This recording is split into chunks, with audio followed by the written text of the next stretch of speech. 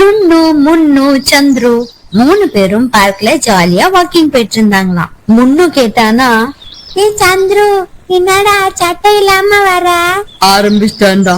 டேய், எத்தனை முறைடா சொல்றது, எனக்கு சட்டை போடுறதே பிடிக்காதுடா. திரும்பி திரும்பி அதையே கேட்காத, காலு அத தூக்கம் வருதுடா அப்படின்னு சொன்னானா சந்துரு. அதுக்கப்புறமா கொஞ்ச தொலைவு ஜாலியா நடந்துட்டு எதிர்காலத்துல என்ன பண்றது அப்படிங்கறதுக்காக உட்காந்து பேச ஆரம்பிச்சாங்களாம்.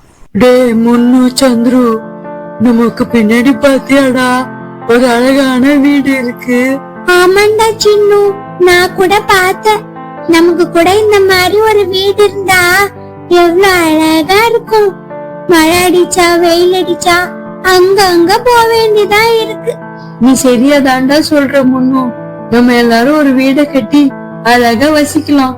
வாங்க, இப்படியே உக்காந்துட்டு இருந்தா ஆவாது. சரியான லொகேஷனை பாக்கலாம். இந்த இடம் சூப்பரா இருக்கு. நான் அங்க வீடு கட்ட போறேன். நான் இங்க கட்ட போறேன்.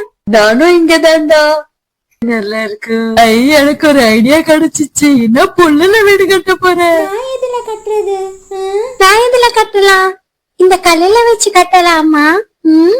இதோ புல்லு. லா லா லா லா லா லா லா லா லா லா. இந்த புல்லெல்லாம் நல்லா கிளீன் பண்ணி சுத்தமாக்கதுக்கு அப்புறமா நான் வீடு கட்ட போறேன். ஹே ஜாலி. இங்க பாத்தீங்களா எவ்வளவு ஜாலியா இருக்கு. இதோ குட்டியா நான் வீடு கட்டிக்கிட்டு இருக்கு. இன்னும் கொஞ்சம் வைக்கலாம், அப்பதான் நல்லா இருக்குவா. எவ்வளவு அழகா இருக்கு. முன்னோட சந்திரன் இங்க பாருங்கடா. இங்க பாத்தீங்களா நான் வீடு கட்டிட்டேன். வீடு கட்டிட்டேன். இன்னுமா நீங்க கட்டல? நான் கட்டிட்டு வீட்டுக்குள்ளேயே போக போறேன். நான் தாண்டா ஃபர்ஸ்ட் வீட்டை கட்டி முடிச்சேன்.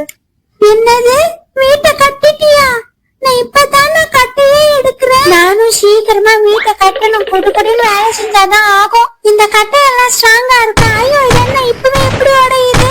சொன்ன மட்டும் எப்படி இவ்வளவு சீக்கிரம் வீட்டை கட்டணும்? எனக்கு மட்டும் இவ்வளவு லேட் ஆகுது. அடைச்சா, நம்ம ஒண்ணு நினைச்சா அது ஒண்ணு நடக்குது. இத்தனோண்டு வீட்டை கட்டி வச்சுட்டேன்னு எங்க பாய்ந்த ஆணிய வச்ச. ஐயோ, இத கட்டி முடிக்கிறது காட்டியும் பெண்டு நிமிந்துடும் போல இருக்கு. முடியல. அப்பாடா, நானும் வீட்டை கட்டி முடிச்சிட்டேன். ஏய் சுன்னு, கேக்குதா? என்னடா 2 பேரும் வீட்டை கட்டிட்டீங்க? நான் இப்பதான் கல்லே எடுக்கிறேன். என்ன பண்ணுவேன்? ஐயோ, இந்த கல்லுங்களை அடுக்கி நான் முடிக்கிறதுக்காட்டி சரி ஆயிடும் போல இருக்கு. சரி, இந்த கல்லு இங்க வைக்கிறதா இங்க வைக்கிறதா? இங்கே வைக்கலாம். ஒண்ணுமே புரிய மாட்டேங்குது. நல்லா ஸ்ட்ராங்கா நம்ம கட்டினாதான் நம்மளுக்கு நல்லா சேஃபா இருக்கும். எப்படியோ அப்பா ஒரு வீட்டை கட்டி முடிச்சிட்டோம். டேய், இங்க பாருங்கடா, என் வீட்டை எவ்வளவு ஸ்ட்ராங்கா இருக்கு அப்படின்னு சந்திர ரொம்ப சந்தோஷமா சொல்லிட்டு தான் கட்டின வீட்டுல அழகா போய் தூங்க ஆரம்பிச்சானா. ஒரு நாள் நைட்ல அந்த பக்கமா ஒரு மோசமான ஓநாய் அவங்க வீட்டுங்க வழியா வர ஆரம்பிச்சுதான். முதல்ல சுண்ணுவோடைய வீட்டு பக்கமா போச்சான். சுண்ணு பார்த்து பயந்துட்டானா. ஐயோ முன்னு, காப்பாத்துடா. இங்க பாருடா, ஒரு ஓனாய் வந்துருச்சு. எங்கடா இருக்கு? உன் வீட்டுக்கு அதுல தரடா, நான் ஓடி வரேன் அப்படின்னு சொல்லிட்டு முன்னு வீட்டுக்குள்ள ஓடி போயிருச்சான். பின்தொடர்ந்து வந்த ஓனாய் முன்னு வீட்டுக்கு போய் தன்னுடைய கையினாலேயே வேகமா ஆட்டவே அந்த வீடம் உடைஞ்சு போயிடுச்சான். சுண்ணுவும் முன்னுவும் சந்துரு வீட்டுக்கு ஓடி போனாங்களாம். ஆனா இந்த ஓனாயால சந்துரு வீட்டை ஒண்ணுமே பண்ண முடியலையாம். ஏன்னா சந்துரு கல்லுனால ரொம்ப ஸ்ட்ராங்கா வீட்டை கட்டி இருந்ததுனால ஓனாய் எவ்வளவோ ட்ரை பண்ணியும் அந்த வீட்டுக்குள்ள நுழையவே முடியலையாம்.